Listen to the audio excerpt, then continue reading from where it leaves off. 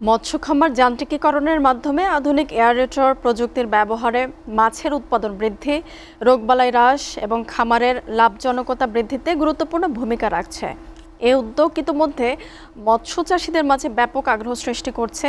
আর মৎস্য খাতের টেকসই উন্নয়ন, নিরাপদ খাদ্য উৎপাদন, উদ্যোক্তা সৃষ্টি এবং গ্রামীণ অর্থনীতির বিকাশে এ ধরনের প্রযুক্তি নির্ভর উদ্যোগ ভবিষ্যতে গুরুত্বপূর্ণ ভূমিকা পালন করবে বলে মনে করছেন সংশ্লিষ্টরা।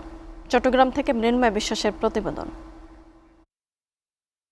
বাংলাদেশের অর্থনীতি ও পুষ্টি নিরাপত্তায় মৎস্য খাত একটি গুরুত্বপূর্ণ ভূমিকা পালন করে।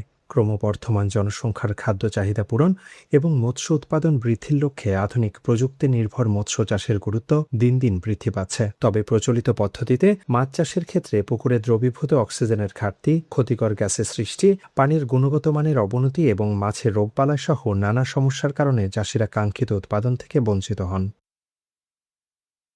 এই প্রেক্ষাপটে মৎস্য খামার যান্ত্রিকীকরণ কার্যক্রম মৎস্য খাতে একটি যুগান্তকারী উদ্যোগ হিসেবে আত্মপ্রকাশ করেছে। এই উদ্যোগের আওতায় আধুনিক এয়ারেটর প্রযুক্তি ব্যবহারের মাধ্যমে মাছের উৎপাদন বৃদ্ধি, খামারের ঝুঁকি হ্রাস এবং উদ্যোক্তাদের আয় বৃদ্ধিতে গুরুত্বপূর্ণ ভূমিকা রাখা হচ্ছে। এয়ারেটর ব্যবহারের মাধ্যমে পানির গুণগত মান উন্নত থাকে এবং মাছের স্বাস্থ্য ভালো থাকে, ফলে চাষিরা অধিক লাভবান হচ্ছে বলে জানিয়েছেন মৎস্য কর্মকর্তারা। অধিক ঘনত্বে মাছ চাষ করতে হয় তাহলে আসলে এয়ারেটরের বিকল্প নেই।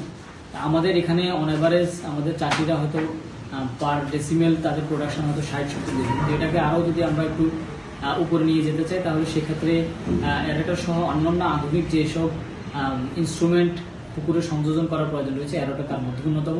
এয়ারেটর প্রযুক্তি শুধু উৎপাদন বৃদ্ধি করছে না, বরং মৎস্য খামারকে আরও নিরাপদ ও লাভজনক করে তুলছে বলে জানিয়েছেন প্রকল্প সংশ্লিষ্টরা। নতুন এয়ারেটর প্রযুক্তিটা আমরা মৎস্য খামারিদের কাছে পৌঁছে দিয়ে এবং দেওয়ার মাধ্যমে খামারের উৎপাদন বৃদ্ধিতে একটা বড় ভূমিকা রাখার চেষ্টা করছি।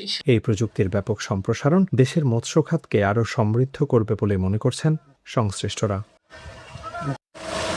মৃন্ময় বিশ্বাস, এসএটিভি, চট্টগ্রাম।